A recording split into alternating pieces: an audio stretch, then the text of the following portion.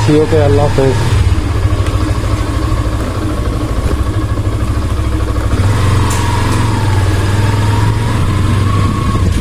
আসসালামু আলাইকুম everyone, welcome to my Facebook page nice ভাইয়া। কি অবস্থা সবার, কেমন আছেন?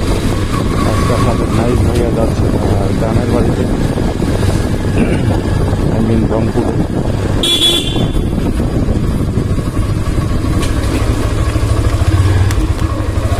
সকালবেলা ঘুম থেকে উঠছি, তারপরে নামাজ পড়ছি, নাস্তা করছি, কারণ আল্লাহর নাম নিয়ে রওনা করলাম।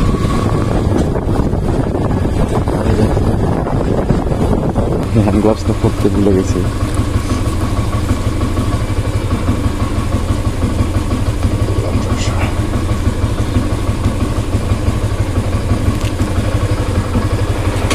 এখন 6টা বাজে, আমার কিছু রওনা করছি।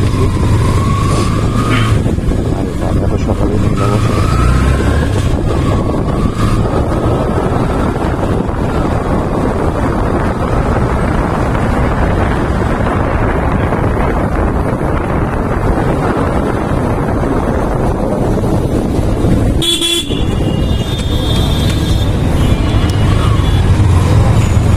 সবসময় জ্যাম লেগে থাকে।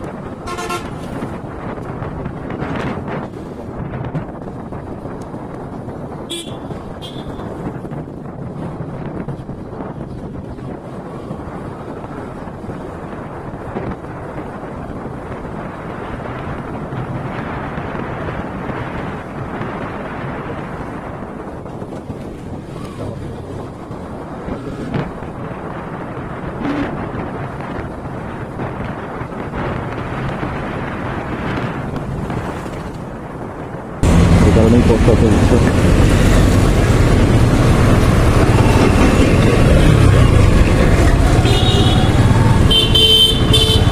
কারণ সকালবেলা তো প্যারা নেই, তাহলে অনেক দূর ঘুরে আসতে হইতো।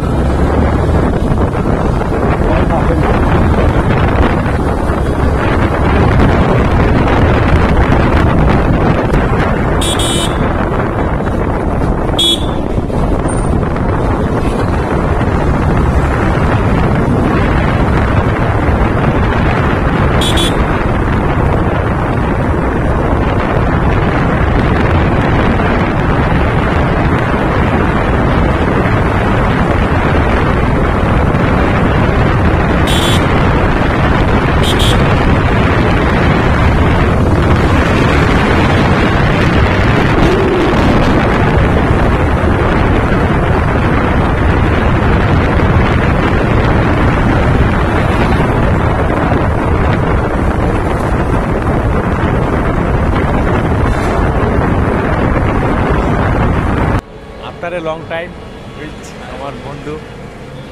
4 বছর পর হচ্ছে আমাদের দেখা। আমার দেখা হয়েছিল হচ্ছে 1 বাজে আমরা একসাথে যাই বাড়ি, আমাকে পুরো আগে দিতে গেছিলো সন্ধ্যা পর্যন্ত। তখন থেকে দেখা। এখন জিরিয়ানি বাজারে আছি, বন্ধু নাস্তা নাস্তা খাওয়াইলো, চাটা খাওয়াইলো। থ্যাংক ইউ বন্ধু, লাভ ইউ ম্যান। ওকে দেখে মনটা অনেক ভালো হয়ে গেল, মনটা খারাপ ছিল। দোয়া করি মাঝে মাঝে দেখা হয়। ইনশাল্লাহ ইনশাল্লাহ ইনশাল্লাহ। 9:36 বাজে, যমুনা সেতুর কাছাকাছি। জিরানিতে প্রায় 1 ঘন্টার মতো ব্রেক দিছি, কারণ প্রায় 4 বছর পর আমার সেই স্কুল লাইফের প্রিয় ফ্রেন্ডটা, প্রিয় বন্ধুটা সুরজ, ওর সঙ্গে দেখা করলাম, আড্ডা মারলাম, চা করলাম, দুইজনে একসঙ্গে নাস্তা করলাম। আর কথা বলতে বলতেই আমাদের স্বপ্নের সেই সেতু, যমুনা সেতু চলে আসছি। ওফ, জাস্ট ভিউটা কি জাস্ট অসাম টোটালি।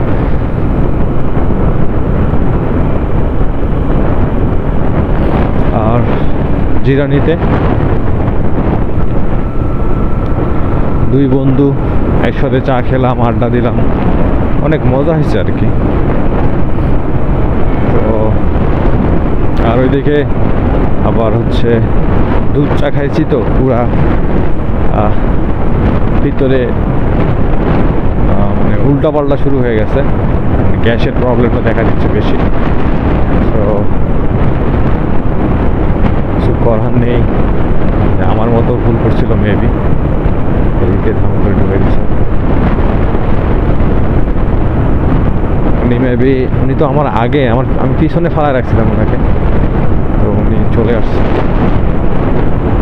উনিও মেবি ঢাকা থেকে আসছে। আর কথা বলতে বলতেই আমাদের সেই যমুনা সেতু, আমাদের যমুনা সেতু, যমুনা সেতু, যমুনা সেতু। টোল দিতে হবে এখন। ও গড, টোলের টাকাটা বের করে রাখি।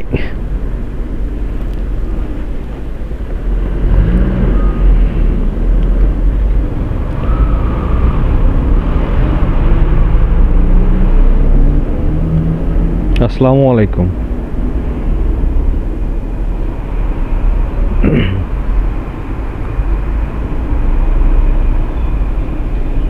Thank you.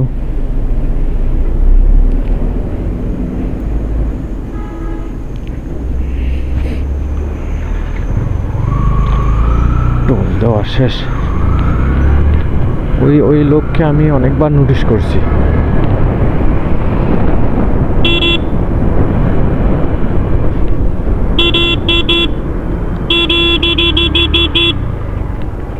আসসালামু আলাইকুম। আপনার নাম্বার প্লেট খুলে বাঁকা হয়ে গেছিল, আমি আপনাকে অনেকবার সিঙ্গেল দিছি, আপনি শুনেননি। পাইছেন? কোথায় যাবেন? কোথায় যাবেন? বগুড়াতে। আমি যাব রংপুরে। রংপুরে যাব। রংপুরে রংপুরে রংপুরেই। ও আচ্ছা, না আমি আপনাকে যখন দেখছি আপনি আমাকে ওভারটেক করছেন, স্পিডে ছিলেন, আমি আপনাকে সিঙ্গেল দিছি অনেকবার, কিন্তু আপনার লুকিং গ্লাস ফলো করেননি। চলেন। ও আচ্ছা আচ্ছা, চলেন। আমি তৌহিদ। লালমনিরহাট সদরে। জি জি। ও আচ্ছা আচ্ছা, ওকে চলেন, তো একসাথে যাই নাকি? ওকে, আল্লাহ হাফেজ। ভাই হচ্ছে আমার দেশি মানুষ, ওনার নাম্বার প্লেটটা হচ্ছে খুলে গেছিলো, মানে বাঁকা হয়েছিল। তো ওনাকে আমি অনেকবার হচ্ছে নোটিশ করছি, বাট সিঙ্গেলও দিছি, কিন্তু ভাই হয়তো শুনেনি বা বুঝতে পারিনি, এই জন্যই আসলে একটু ভেজাল হয়ে গেছে।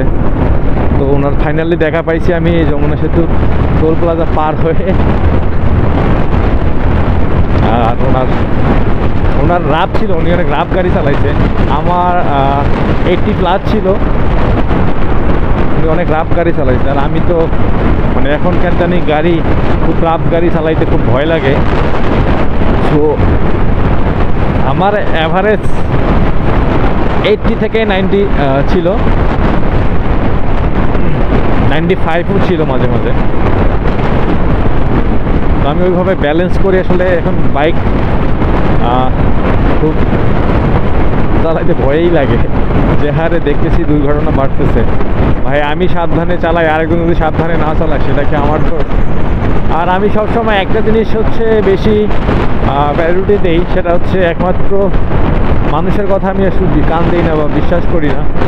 একমাত্র আমার আল্লাহ তাআলা আমার ভাগ্যে যা লিখে রাখছে তাই হবে। হ্যাঁ, এটাই হচ্ছে আমি বেশি প্রায়োরিটি দেই। মানুষ আসলে অনেক কথাই বলবে। যেমন হচ্ছে আমি গতকালকে আমার প্ল্যানিং, যে আমার তো প্ল্যানিং ছিল 15 তারিখে যাব। তো হুট করে আমার একটা খুশি সংবাদ চলে আসছে, আর এ কারণেই হচ্ছে আমাকে আজকে যেতে হচ্ছে। কালকেও যাওয়া লাগতো, কিন্তু কালকে যদি যাইতাম তাহলে আমাকে চাইলে আমি বাইকে যাইতে পারতাম, কিন্তু আমি যাইনি, কারণ বাইকে গেলে আবার খুব একটা প্যারা হয়ে যায় আমার জন্য। কারণ ঢাকা শহরে তো বুঝেনি, সকালবেলা না বের হতে পারলে প্রচুর জ্যাম লেগে যায়। তো ওই জন্য আর কালকে যাওয়া হয়নি। আর আজকে নর্মালি ফজর নামাজ পড়েই তো বলছি আপনাদেরকে, ফজর নামাজ পড়েই বের হয়েছি। আর খুশির সংবাদটা বলবো আপনাদেরকে, অনেক বড় একটা অ্যানাউন্স করে বলবো ইনশাল্লাহ। যেটা বলতে চাচ্ছি যে আসলে আমাকে অনেকেই বলছে যে ভাইয়া বাইকে যাইও না, বাজে যাও, হ্যান ত্যান। আমি আমার ভাগ্যকে বিশ্বাস করি, আমার খোদা, আমার আল্লাহকে আমি বিশ্বাস করি।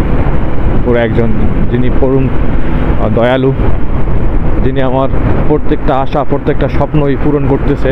আলহামদুলিল্লাহ, আল্লাহর কাছে লাখো কোটি শুকরিয়া।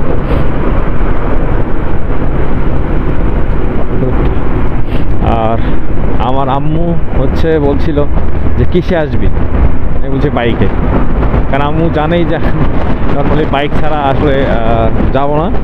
তো ঠিক আছে, ওরা বলছে যে ঠিক আছে বাবা, সাবধানে আইসো, সমস্যা নেই, আল্লাহ ভরসা, দেখে শুনে চালাবা, এই আর কি। আম্মুর বাধ্য ছেলে না অবাধ্য ছেলে, প্রচুর প্যারা খাইছি। হচ্ছে আমার বাসা থেকে নবীনগর আসতে পাক্কা 1 ঘন্টা লাগছে, আর নবীনগর থেকে জিরানি আসতে আমার 1 ঘন্টা লাগছে। নবীনগর থেকে জিরানি আসতে আমার 1 ঘন্টা লাগছে। আরে ভাই, ওই পাশে বাইপ্লে রাস্তা, ফ্লাইওভারের কাজ চলছে, অনওয়ে করে দিছে। সো এত গ্যাদারিং, রিক্সা, অটো, আমার অফিস টাইম দেখা যায় না, খুব বাজে একটা অবস্থা। আর ঠান্ডাতে মানে কাঁপা শুরু হয়ে গেছে আমার। পরে কি আর করার, পরে ওইভাবেই চালাইলাম টুকটাকভাবে।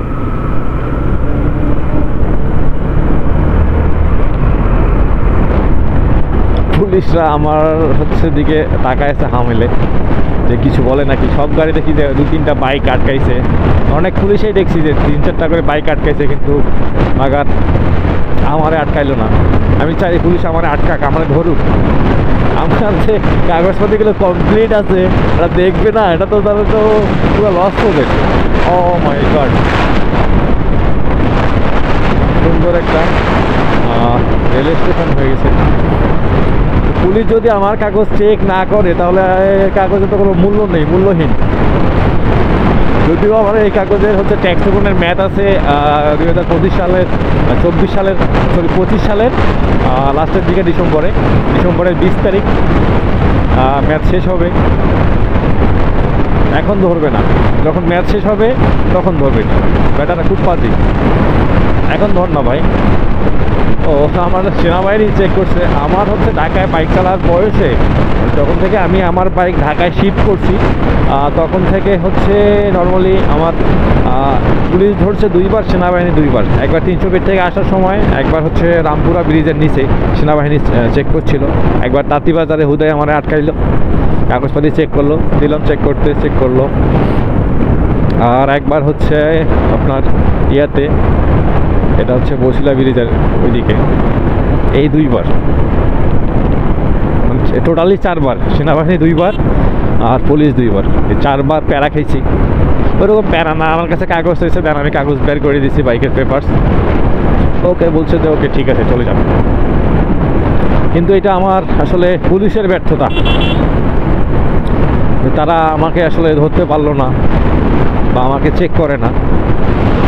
একটা জিনিস আসলে ওরা গাড়ি দেখার আগেই হয়তো বুঝতে পারে আই মিন ওরা গেস করে যে কোনটা গাড়ির কাগজ আসলে ওকে আছে বা ওকে নাই, ওরা বুঝতে পারে। আসলে চোরের মধ্যে পুলিশ পুলিশ, আর একজন যার বাইকের তো পেপারস না থাকলে তো তারা তাদের মনটা একটু ধুকপুক ধুকপুক করবো। যার বাইকে তো পেপারস সে তো কোনো প্যারাই নেই। আর আল্লাহ কি খারাপ, হট করে ঢুকে দিছে, খুব বাজি, মানে শুধু চাপ দেয়, চাপ দেয়, মানে এত পরিমাণ চাপ দেয় সেটা হচ্ছে বলার বাইরে।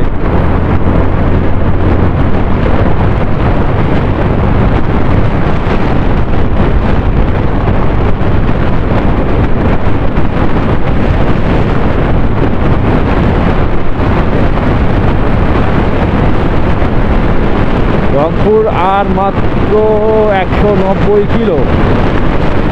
আলহামদুলিল্লাহ, আশা করি 2টার ভিতরেই পৌঁছে যাব।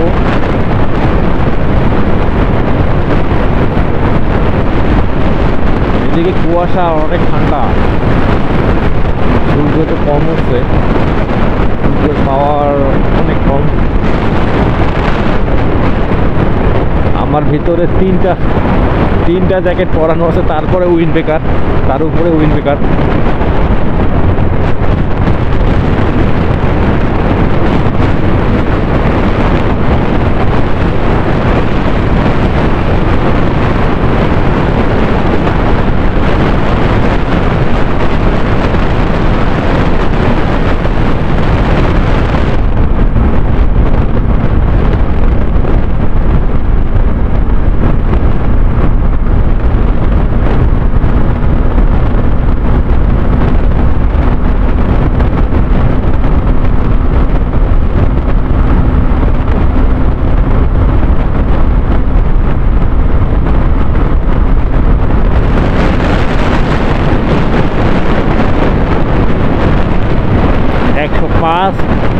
হচ্ছে আজকের হাইস্ট। আমি বেশি উঠাইতে পারি নাই বলতে ভুল হবে, আমি উঠাই নেই।